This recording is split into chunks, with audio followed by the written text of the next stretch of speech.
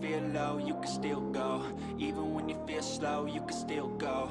Even when there's no hope, you can still go. I never answer to no, man,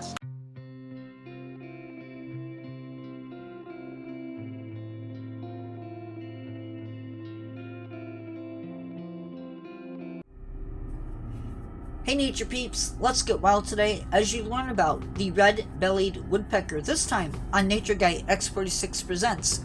What is your favorite species of woodpecker? Leave it in the comments section. Moving on. This is a species that I don't remember seeing as a kid growing up, but this bird now is just as common as any other woodpecker in my area. The red-bellied woodpecker can be found in many portions of the United States and into Canada, and this species is also extending its range northward. They can be found in many habitats overall. This bird typically doesn't migrate, but they move depending upon the food supply. The red belly on this particular woodpecker can be hard to see, but I promise you it is there. The bird will visit feeders, both seed and suet. Males and females both take part in incubation, and they also take turns feeding the babies.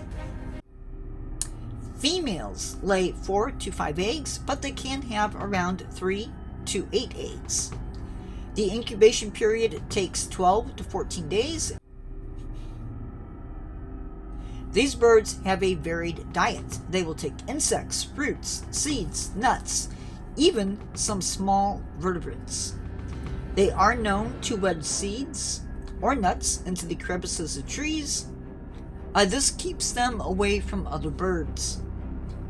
This is another example of a species that depends on dead trees to excavate their nest, but they will also use natural cavities. You can benefit this species by leaving dead trees in the landscape or by providing appropriately sized birdhouses. They may even visit your berry bushes seeking a sweet treat.